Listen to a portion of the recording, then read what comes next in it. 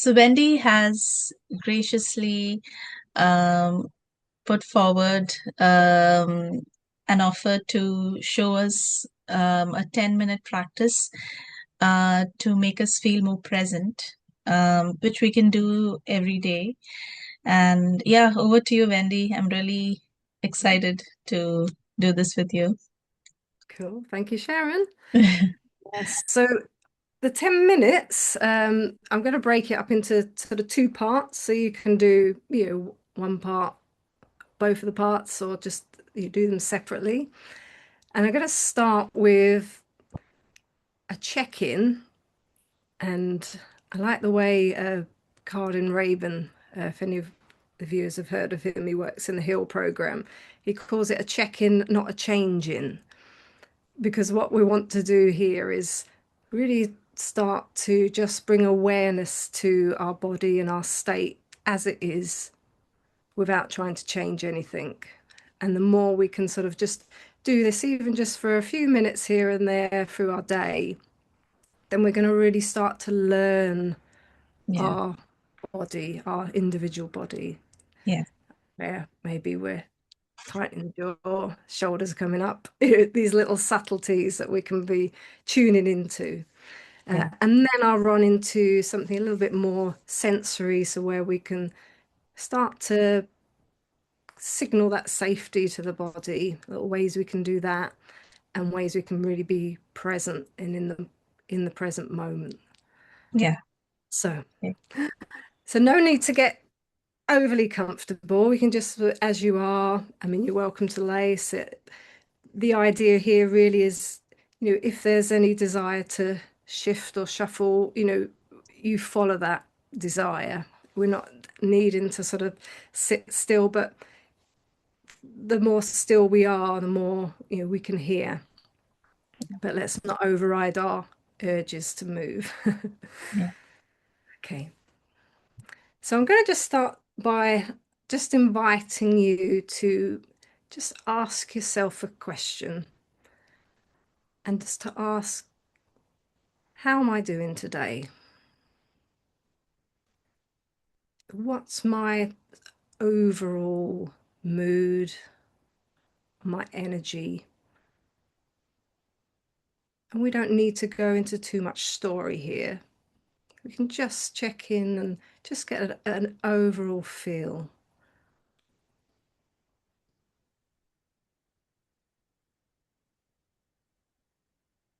And as you're tuning in, you may notice even the quality of your thoughts today.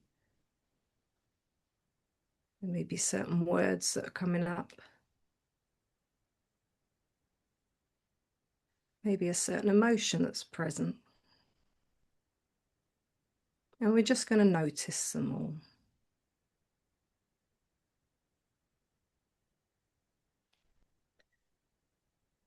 And as we notice, I invite you also to bring your attention to your posture. And again, without changing it, unless there's a desire to move. Are we sort of fairly upright? Is there any sense of rounding forward or sense of collapse?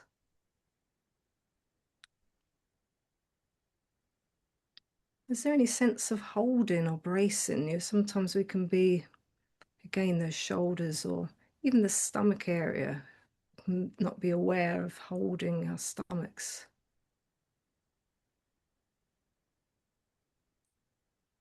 Just to observe.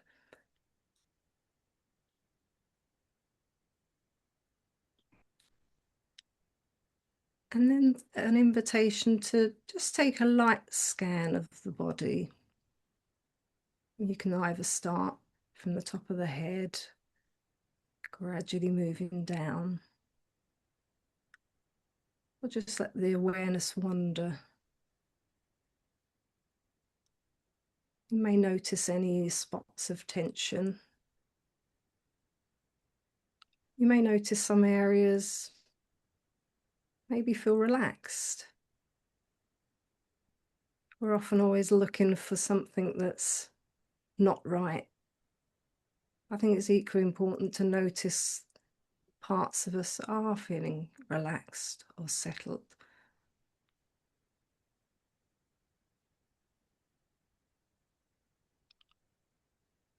We may notice any sensations here as well. Could be any heaviness, spaciousness.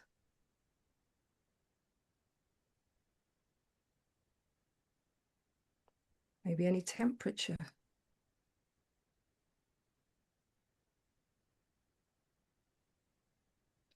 And also noticing if it is uncomfortable, we may want to move our attention elsewhere. Or we may even notice that there's no sense in some areas. It's just neutral. Again, we're just noticing, and everything is information. Whether that's something comfortable and pleasant, something difficult, or just neutral.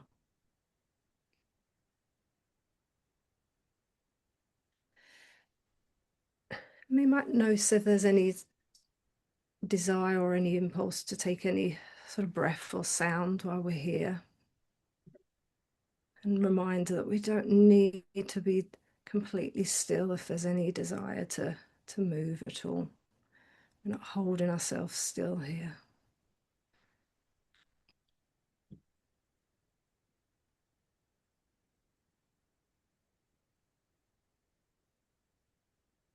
And I just want to end this part by bringing your attention to your breath. And again, without trying to change it, just noticing the quality of the breath. And if it's difficult to sense, you may like to place a hand on the chest and one on the belly. And you can either sense or watch the rising and falling of your hands.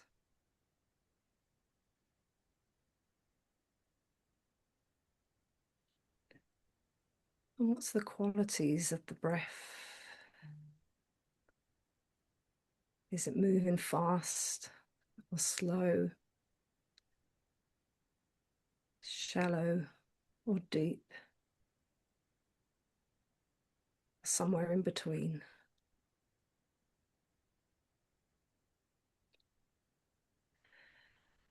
And there might be a desire to take a deeper breath. Sometimes when we put our attention just on allowing and just making space, being present to our breath, we can notice there can be a spontaneous, deeper breath that just comes about naturally. Almost like we've signaled our attention, our presence is signaling that it's okay to sort of let go.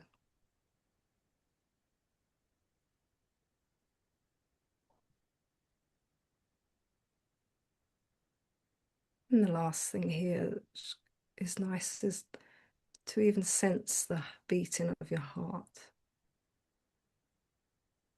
or your pulse somewhere in your body.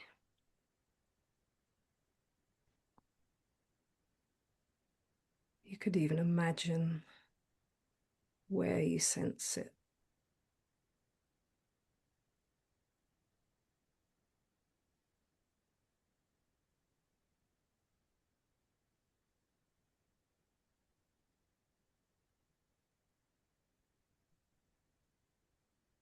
And again, just any impulse to move or take a breath or let any sounds or sighs out, you're welcome. If stillness is uncomfortable, let's follow that. But if stillness feels okay, we can stay with that as well.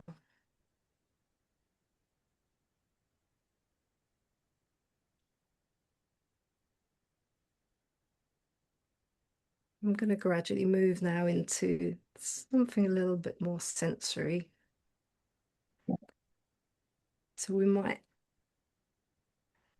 if you have been there, you're welcome to stay there and pause. But if you want to, You can just take just some little gentle movement and some maybe just circling the hands and the feet for a moment. And I'm going to start just by inviting you to just take some light touch on the body. So maybe starting with the face. And we can really sort of explore the face and maybe sort of notice the different textures, the softness of the cheeks, the firmness of the jaw. Just start to explore all the contours of your face. You can apply a gentle or just a little bit firmer pressure, just noticing what feels good.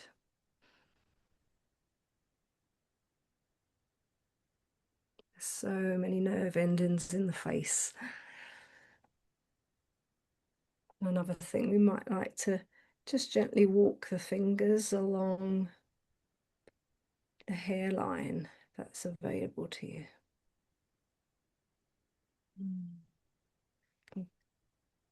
Going down under the neck as well. So it's a really nice way just to play and even cup in the face. Very, really reassuring position.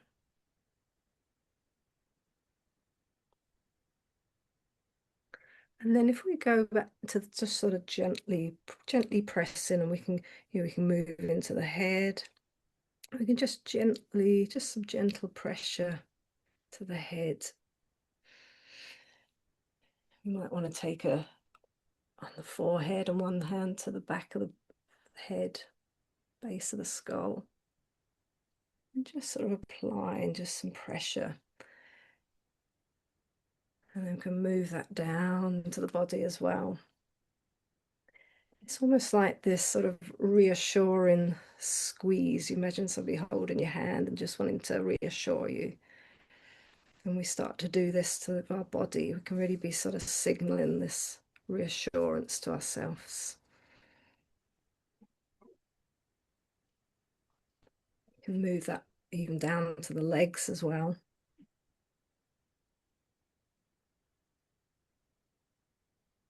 And to some people, I realize touch might be difficult, challenging. So, if anybody is listening, we might want to, even just sort of bring your attention to sort of feeling the textures, perhaps of the clothes that you're wearing.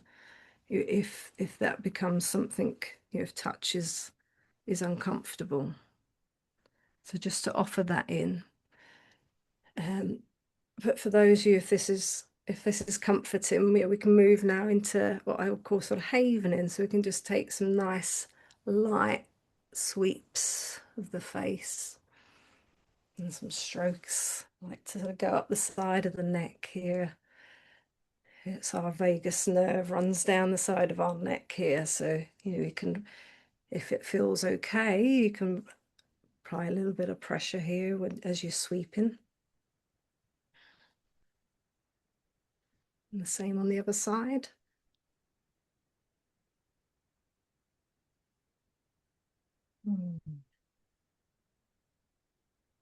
And then we can go all the way down the arms with this sweeping.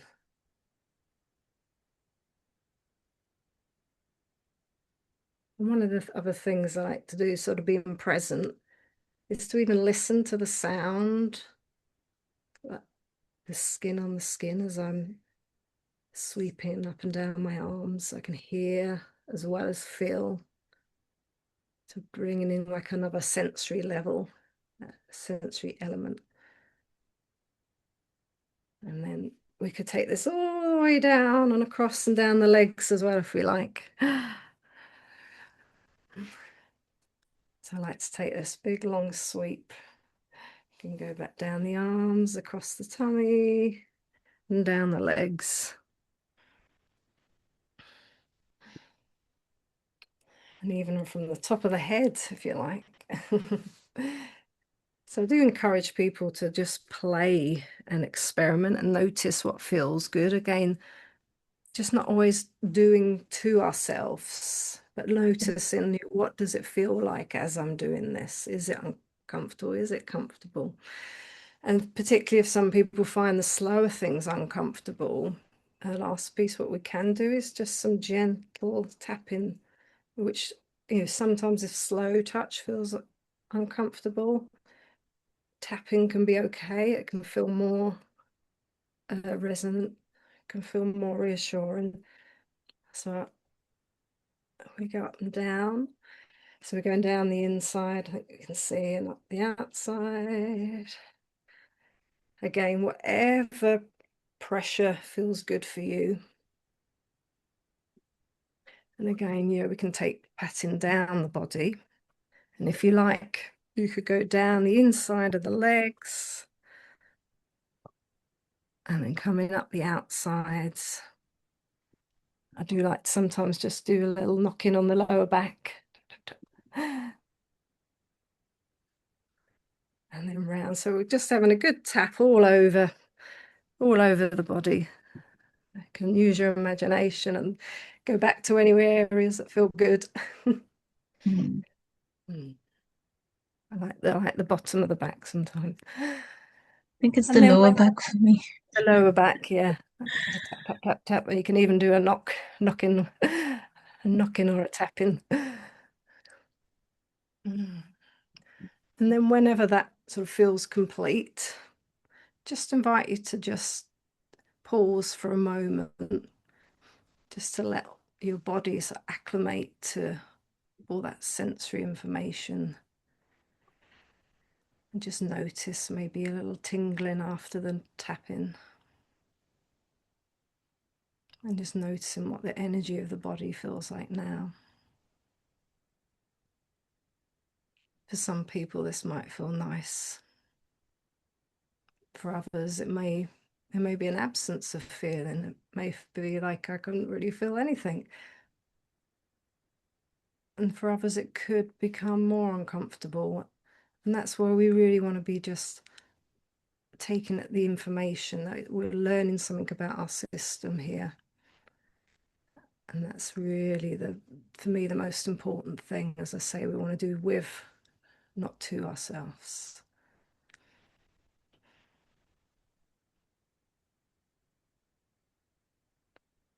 And while we're here, we can just tune in to noticing where we make contact with the chair that we're on or the ground. We may sense our weight on the surface we're on.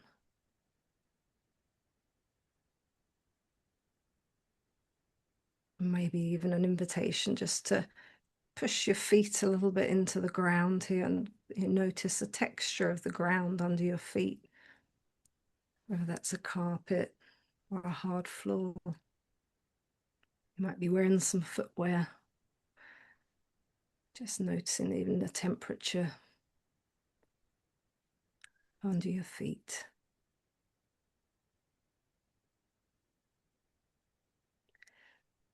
And again, any breath or sound that wants to express, or stillness if that feels good.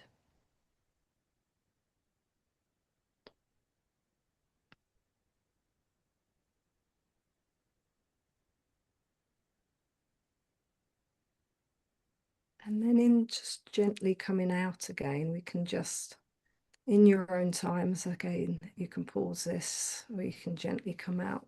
We can just start, if we've had our eyes closed, we can just start to sort of take in, letting a little light in and taking in the surroundings. And we might want to even sort of touch the surface of something in our surroundings, noticing the temperature or texture of something around us. And letting our eyes just wander the space. It can often be, if people are very on the go and stressed, there may be more hypervigilance. So we call that sort of defensive orienting, where we're looking around in response and reaction. And this is what we call explorative orienting. So just exploring and allowing ourselves to notice any detail, anything that draws our attention in. Quite often spot things I haven't noticed before when I'm able to just let my gaze wander.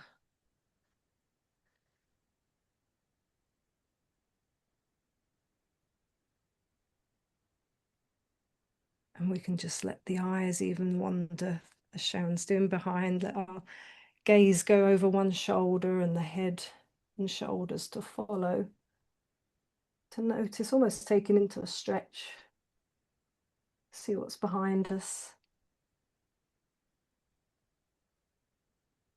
And just gradually coming round to the other side.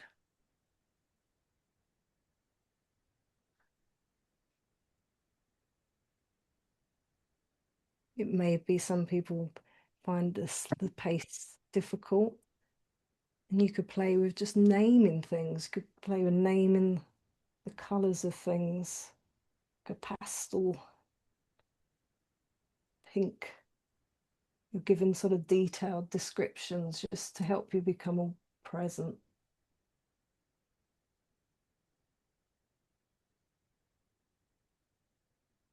I can notice the light reflecting off of something, making a pattern.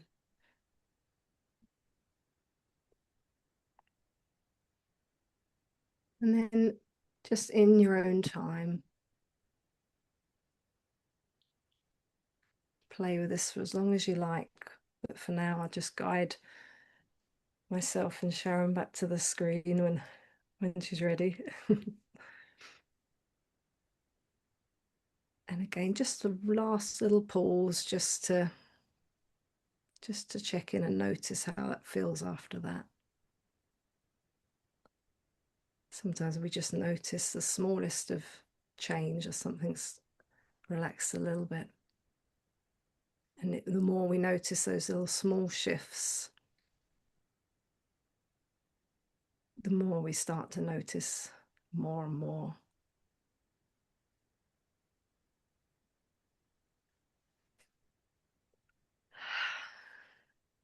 And I will invite you to bring that to a close in your own time. I come back to Sharon. Yeah. See how that was for her. Yeah, that was Um, amazing. Yeah. I think it's really nice to take such pauses from all the chaos that happens. yeah. So And important. did you notice was there any urge like to go quicker or slower? Because like all these little things could be quite interesting information for us. Uh, no, I felt that the pace was right for me. Mm. So the pace was okay. But I did catch myself going off into things that need to be done. And then I Yeah, just slowly brought myself back into that's right. yeah, because that's something I've realized when I'm doing like maybe I mean, I've done like meditation. Um, I catch myself going into what I need to do, and then I slowly bring myself back. Yeah. Um, yeah, which is yeah. Earlier, I used to get very when I used to catch myself getting distracted, I'm like, oh, the whole point of it is gone. But now I'm like, it's fine. I just can come back and just continue with the practice. Yeah. Yeah, that's beautifully, absolutely beautifully said. Yeah, it's just noticing that, oh, I'm noticing I'm thinking about something else. Okay. I'd like to bring my attention back now, and it's not wrong. It's just information. Oh, Yeah. this is what I'm doing. Okay, can I Yeah. come back? Yeah, and that's Yeah. it. I think it's when you feel like what you said. Oh, I'm not doing it right. Or yeah, Yeah. no, Yeah. we're just exploring and we're just learning about Yeah. ourselves. So Yeah. yeah, super. Yeah. Take your own pace and listen. Yeah. The audience. So yeah, I would definitely listen back and try it. Um, at different times in the week. I think it's something that I need to do quite often. Mm. So thank you so much, Wendy. That was Pleasure. so um and I don't know, it just really made me feel so rejuvenated because I was feeling a bit tired. I had to wake up a little early today, but Mm. I think it just brought me back to being full of energy, looking forward to the rest of the day. Oh, lovely. Lovely. The Uh, vitality back. Yeah. yeah. And yeah, so like how I end most conversations of Grounded, um, what is your favorite grounding element? Mm. Um, Earth, fire, wind, water, amongst these, which would be your favorite grounding element? All of them. All of them. I'm Yeah. discovering more like things that I enjoy all the time. But the one I would say that's most prominent at the moment is I realized I used to spend my life as a child barefoot, going everywhere barefoot. I must have had, feet as tough as old boots. And I thought I always wear shoes. I've always got slippers or footwear. So I've been, stripping off the footwear and socks and, spending a lot more time barefoot. And what I've noticed in our garden, we have some decking. And when the sun has been on the decking and Oh, put my feet on, it's just like this instant, the warmth and of the wood, the sun on the beautiful. wood. Just Yeah. and so that's one of my favorite go-tos at the moment. Wow. Yeah. I love that feeling. Mm, Yeah. Yeah, I totally get what you mean. And we love all the elements, but there's something that we would do more than the others. So for mm, me, it's more of being in. I think it's similar, being in nature, and nowadays what I'm doing a lot is just being barefoot on the grass. yeah. It's just really Mm, helping me um, just relax and get back to where I am.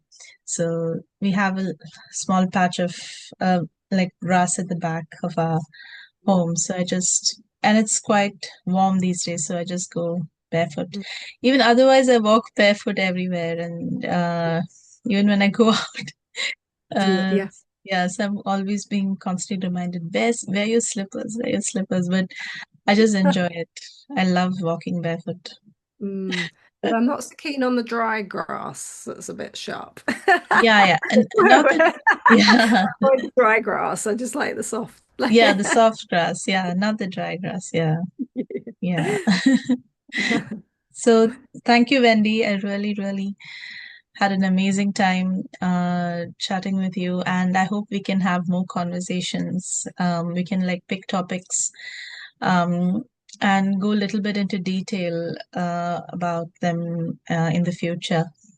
Yeah, that would be great. And thank you so much for inviting me, Sharon. I've really enjoyed my time here. And yeah, hope people can gather a few nuggets from this conversation and all your others, and I'm sure they will.